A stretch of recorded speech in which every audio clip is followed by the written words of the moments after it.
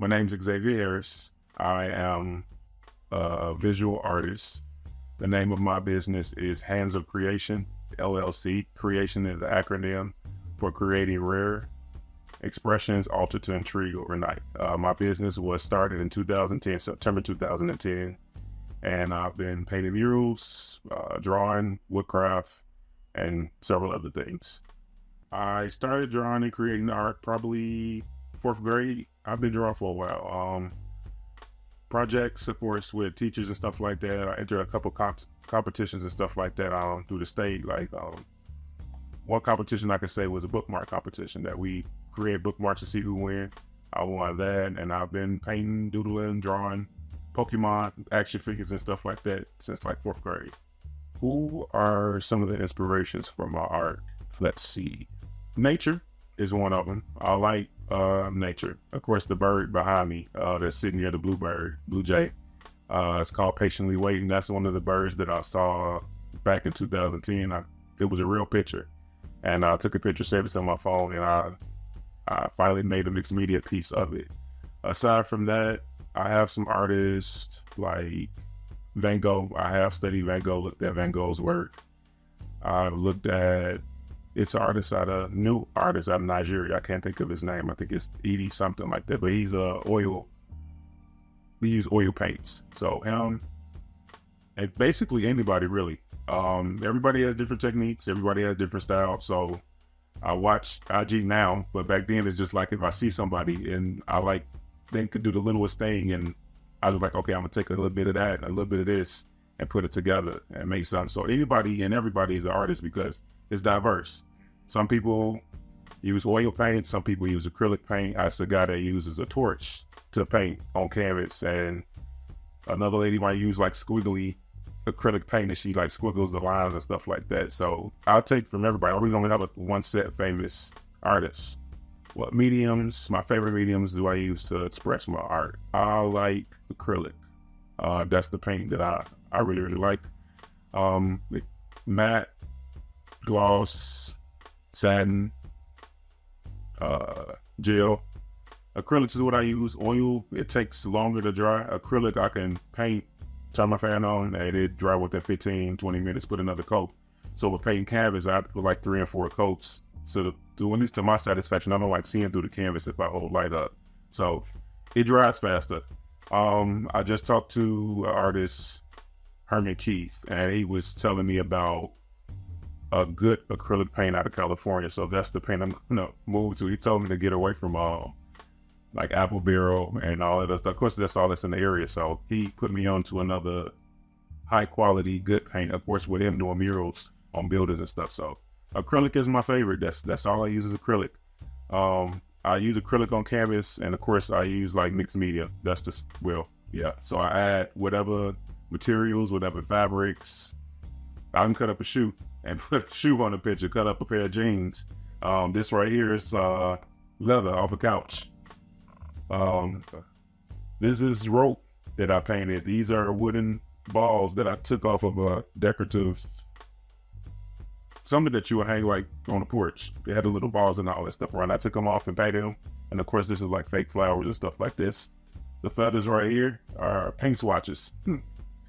At Lowe's. So I went to Lowe's and I was like, man, I want to do the feathers, but I don't want to paint with a paintbrush. So I went to Lowe's and I said, I'm gonna use paint swatches. And I was like 3 of this color, 3 of that color, because they free. 3 of this color, 3 of that color. And I took them, I drew it out, used my translucent paper, and I cut them out, and those are the feathers that are right here, and everything else is paint.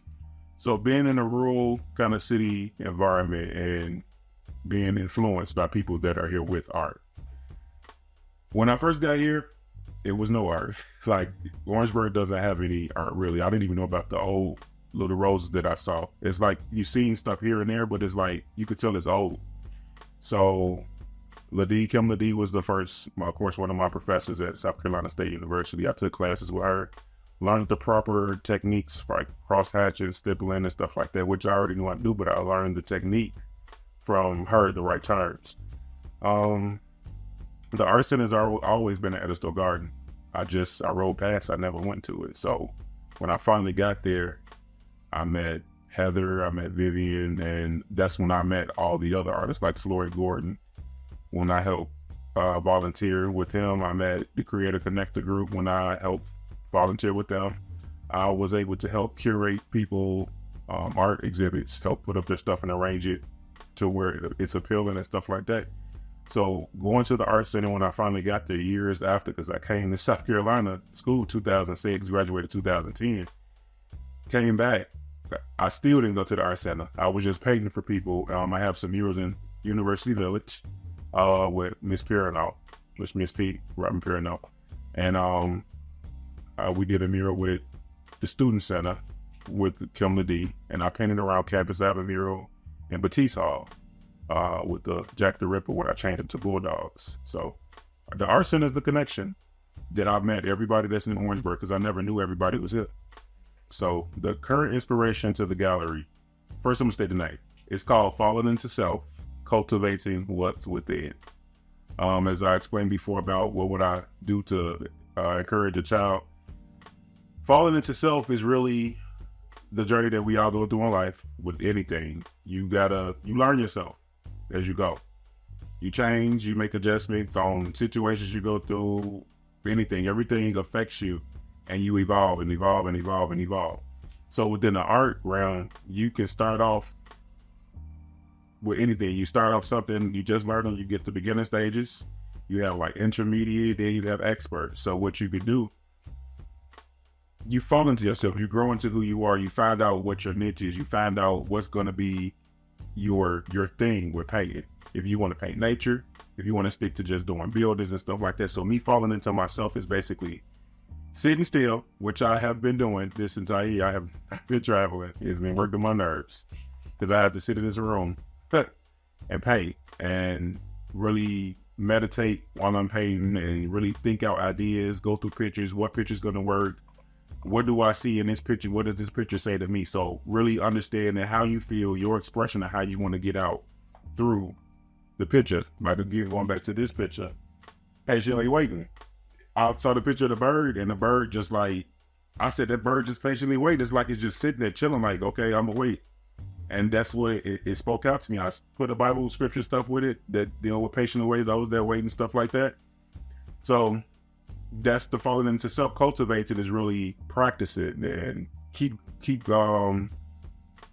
practicing, because this is my second, you should see it, second portrait right here. The first one I did was Billie Holiday. This is the second portrait I ever did. I used to be scared to do portraits. And I'm always like, why you just don't do a portrait? I'm like, you can't be fearful. So doing a portrait, this is the second one Marvin Gaye. I did an excellent job.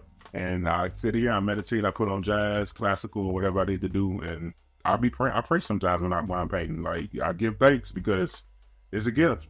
I didn't do any training. So falling into self is falling into who you are, exploring your mind, your depths, how you feel, what you want to do, how you want to express.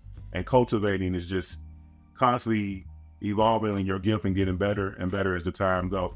What kicked off the show? I did my first exhibition with the Creative Connectors group in Bluffton, South Carolina, at the library. And I did Billie Holiday and 2 other pieces. It was a Black History themed exhibition. So I was at the art center, Orangeburg County Fine Arts Center, and I was just taking pictures on the wall because it looked better on the wall. And as I always was taught, to speak those things that are not as though they were. So I spoke it into its existence, and I took the camera and I was on Snapchat and I went around the whole room. And I was like, one day, and it was a lady, her exhibition was getting put up. I said, one day I'm going to fill this room up with my exhibition with all my work. And I left it at that. I left, packed up my stuff and gone, and then I left. 2 weeks later, Vivian Glover, she came, she said, Xavier, we don't have anything to do October through December. You're going to be doing an exhibition for 3 months. And I was just like, okay. So this was February, right before beginning of February. So that's how they came about. The name came afterwards, just doing some thinking. And then one of my best friends, Monique, her aunt was like, she was giving out names on Facebook. And I was like, I had something kind of, but when she, like certain things that she put, I took pieces of it. And I was like, that's how I feel. That's good right there. So falling into self, cultivating what you have into something that's going to be great. And that's how the exhibition came about. And she told me in February, I drew everything out that I had in my mind that I wanted to do. Everything I drew out, I ended up adding pieces, taking pieces out, because some pieces it would have been too difficult, like buildings and stuff like that. And I cleared out what I was going to be able to do between February, well, not even February, March, because I started painting March until whenever the last day of September I can do. I've been painting. This wasn't even the original piece, the Chicago picture. I threw it in there.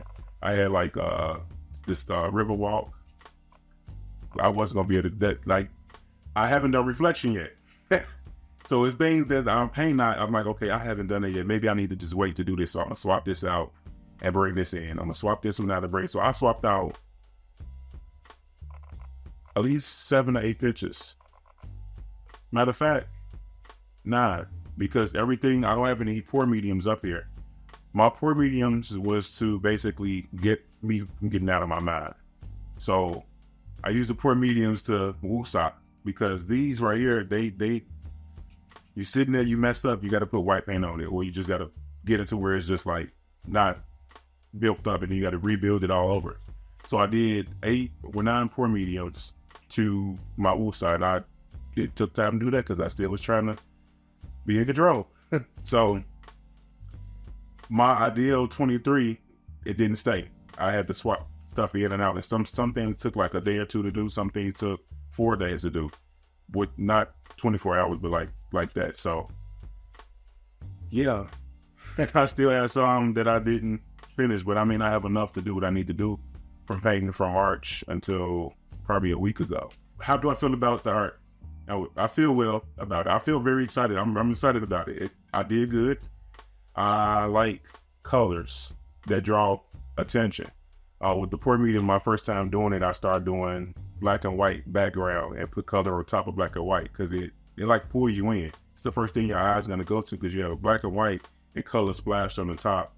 I did different techniques. I didn't do everything mixed media. I did some that's just like straight acrylic on canvas. Some I added. Just 2 weeks ago, I went to Dollar Tree, and you know the disco balls, they had the little squares that you could build your own disco ball, and I was just like, I could use these. I grabbed 8 packs. So came home, I said, I'm gonna make another pour medium. And I did crisscross lines with black and white, and I just splash paint in certain squares, and I put the disco ball square things and patterns, and I called it Reflective Crossroads. It just because you can look at it and it's crisscross, black and white. It's splats of paint, pinks and purples, because I didn't use those colors for the pour medium. And I was like, I'm gonna put these little they little mirrors to me. And I put little mirrors in like all the diamonds, and I said, Reflective Crossroads, and that's what came to me. Sometimes I gotta sit there and think about the names, because I gotta sleep on it. The lizard, I got that name like 3 days ago. 3 days ago, and I painted that way in the beginning, but I couldn't come up with a name for it. So all the pictures, they grasp the attention. I have 3 birds. This is one of the 3. I have a lizard, and everything's colorful. It's detailed enough. I think it's detailed enough. Of course, with detail, you can never have too much detail. I'm learning that from watching the guy from Instagram from Nigeria. And he gets down to like the pores, the wrinkles, like everything. You got a lip and you got little spots. He goes in like, and he does it really like thin, like almost probably like 4 hair brushes and stuff. And I'm just like, he's really, really detailed. And that's the thing. You can never have too much detail when you're doing it, especially a person. So I can even just say with this right here, the Chicago sign, I did not care about the buildings. This is my first time doing buildings, and I did not want to do them. Now I don't like painting buildings. See, I'm falling into myself. Stay away from buildings. I don't like doing buildings. You got to work on vanishing points with that. I learned that correct term for class. If they want things like from far back at you, everything that's close is big, and as it goes, it decreases. But you have to start out with a vantage point. You got to draw the lines and do all that. I did not care for the buildings. This was my focal point, was just the marquee style. Even with that, I also have to teach myself that you're the artist. You can change and do what you want. Even though you have a picture or whatever you're going off of, I had to constantly tell myself, do what you want. You don't want the paintbrush in your hand. It doesn't have to look like all the way like the picture. You don't have to do it like that. So even like I put 2010, because that's when my business started, and I put HOC. Really, it's Chase. You go to the real one, Chase is up there. So the detailing with the lights, it's like I could have went in so much in depth with the sign. I was satisfied with what I left it at. But I know if I had more time, I could have went in and did the little 4 rows of light bulbs and then went with a small Sharpie pen or something and did each individual light bulb. But I didn't have the time for it. You got to do what's in the time frame, but it did what it was supposed to do. Everything did. So I did a little bit of everything to just get people like, I can do this, I can do that, I can do that. And everybody liked different things. What inspired me to start back really painting? Because I was always sketching and stuff, like drawing like Winnie the Pooh for people and stuff like that. So what inspired me to actually get into doing painting like this? Because I found out that mixed media is what I love to do. 2006, our band director, proviso is the Mr. Reginald Wright, took us down to South Carolina. We were coming for band camp, and we went to his parents' house in Charleston, South Carolina. And he never told us his mom was an artist. So we walk in the house, and I'm looking like, we walking in this way because the picture was right here. So we walking in this way, and the picture's on my right, and it's a picture of a lady at a market. Whatever she was selling at the market, like fruits, it could be meat, it could be whatever she was selling, whatever they were selling. The lady had on like real jeans, and the fruit was actually built up. She told me when she built it up after we talked. And you could touch it. I never seen a portrait where you come like this burger and you can come and touch what you're looking at and feel it and all that stuff like that. So that was when I was first exposed to that. She went to Claflin University. Her name is Dorothy Brunson Wright, and she taught art. She was an art teacher. We saw her art. We went to the museum and saw her artwork. She did at the Twin Towers. Hold on. Yeah, she did artwork, and I think she did the Twin Towers. So I think that 9/11 had to happen already. It had to happen. I don't know why it seemed like, okay, 9/11 happened. She did the 9/11 picture, was at a museum. I can't think of the museum that it was in, but you can touch the buildings. You can touch the plane crashing into the building. She did like the fake fire and stuff with it. But going back to the house, she had that a picture among several pictures. She did one with her granddaughter when she had the real pigtails and the dress was out on the picture. And she like, it snatched me up. And I was like, how did you do this? She was like, well, for this right here, I used the real dress. I used the real hair. I did this. I just painted the face. And for this one right here, she had a stack of old newspapers and magazines and everything, and she just cut them up into small pieces, wet it, and she'll build whatever she want, let it dry, and she'll paint over it. Even in her bathroom, jacuzzi, she got like a Paris like Rome kind of scenery painted all around the walls. It was in the bathroom. So I left there, my mind was blown. Like, I was like, I gotta start back drawing. So I started back drawing. By then I got in art class. That's when I first got in art class, but then it just started going. I painted some still life pictures. I sold those. I really wasn't really doing, but that was with my internship. Miss Perino from UV let me do a mural on the wall. I did another mural in her room. I worked the camp, did another mural with the children, and it was slowly growing. I was slowly falling into myself and cultivated little by little by little, and I've gotten better as time went on. Looking back from my work then to compare to now, I've grown a lot. And she lit that flame to, like, I've never saw work like that. I mean, it ain't like we were going to art galleries and stuff like that in Chicago. We wouldn't think about that. We got out of high school, marching band. And really, I didn't even have an adult life in Chicago to even go to an art gallery. It was like high school, break, college. That's it. And then culture shock, because it's like Chicago, nerdy South Carolina. I'm sorry, but that's when we first got the state. That's what I said. That's what I said. Nothing against my South Carolina people. I love y'all, but state before you got there. When we drove up on them buses, and I saw all that, I said, "Ain't no way in hell, Mr. Wright think we about to go to this school." And I was like, "It is nothing here. You went to school here?" And I'm like, "Yeah, I'm not coming here," and I came. Then I said I wasn't going to move to South Carolina, and I'm here. And I've been here since, not school, but if I just count school out, 2010, and I'm still here. And yeah, his mom sparked that, and I'm grateful for it. And even my cousin, Erica, was like, "Your work just like Mr. Ray Mom's." And I didn't even think she remembered. I mean, all of us was looking at it, but she said, because his mom is not here, and she rest in peace, that you took on a piece. She just called her. She was like, "I've been looking at your work. You took on a piece of Mr. Right Mom and imparted it to you when you went to the house." And she did, and that's how it should happen. And even with me being here, I've had people come in, and they come here, and they flame get a night of just about walking in here. My niece was just here, Ava, which I have another picture that a little girl on the couch, that this her on the couch, got changed into her. And she came here for the first time for my the opening that we had. And she was like, "Uncle, you really inspired me." And she sat right here. And matter of fact, I might have some pictures. I gave her some this out of the way. I'm about to show her stuff. She said she used some of my acrylic markers. And she said, "I want some of these for my birthday. I want some of these for my birthday." And she, I said, "You know what? I just bought those acrylic markers." I said, "You can have them." And she sat here. This is like one of 20 pictures she drew within that night. She got those incredible markers and said, "Can she get some computer paper?" I took the computer paper out of that, and she sat and she drew. And just seeing her happy and how she was, because they in Chicago, they was in California. I didn't know she could draw. My sister told me last week and showed me.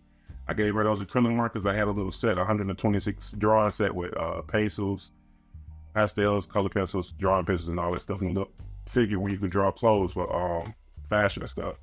And she sat here, she drew about 15 pictures. And she came up to me and gave me a hug. She said, "Every time I come here, I want you to teach me. I want you to teach me how to paint like you, and I want to do it on canvas, and I want to do this and do that." My other niece, she's in California, Chloe. She does the same thing. She draws, she paints, and she has a lot of pictures, and I bought her portfolio, set up portfolio. So that's what happens with anything that we do in life. You spark and light flame and inspire others to do different styles, different things that they've been sleeping on, and then everybody go through dry spells, because you got to be in a mental space to do what you do, to create. With music, art, fashion, anything, if you going through a time where you can't direct your energy and emotions into, this is my outlet, no matter what happened, I have to teach myself not to go through a dry spell. If I get upset, if somebody passed, do anything, push yourself in your work, because you create stuff that people remember for the rest of your life and for centuries to go. So she made me happy doing that. So she lit my flame. I lit my niece's flame. Another one of my homeboys came in and he wasn't doing that. He like that. He started back here and started painting. He said, "Man, I ain't did this in so long." They just coming in and look, because I had pictures. They gone now, but they was on the wall up there. And they come in and just like, "Wow, this room is full of creativity, and you just brought back and lit a fire to something that I stopped doing," because that's the outlet. So yeah, I'm appreciative of what she did, and then instilling in me to do it for others. Everybody can follow me at Handz of Creation for Instagram. On Facebook, it's Xavier. It's going to say Xclusively-fye. That's one of a name for our organization, Harris. And then once you get in contact with me, I do have another new method that we use, QR codes, but that's something new too. I have that as well, but if you give me on one of those two, I can get you connected with everything. Thank you all for tuning in and listening to my little piece of life, the beginning to greatness, to be worldwide, to teach, keep art within children, pull on the creative flow in children to be an outlet so they don't have to do other things, because depending on where you at, the streets can grab you, anything can grab you, and to teach, to redirect energy. That's the biggest thing, because paintings have energy, and that's how I got people look at work. They look at our work, and you'll see people standing there looking at something, and it speaks to them, because you put your energy into artwork, you put your energy into a song, you put your energy into everything. You can hear somebody singing. If they sad singing, you're gonna feel the sadness of the song. So I think redirecting energy with youth or anybody and just having them open up and not kill creativity like the school systems try to do. They try to do away with the arts. That's our expression, and that's how we function. And with the organization C.R.E.A.T.I.O.N I'm a part of, their motto, one of the sayings is art colors life and enriches living, and it does. Everything we do is art, from getting dressed to how we want our room set up, interior design. It's all in who we are. And that speaks. I know this is such because they like this, like I like stuff balanced and all that stuff. The color coordinate, you can do socks, shoes, everything. So just to redirect people to go back to their creative flow, their creative juices, and just do what they love to do to express themselves.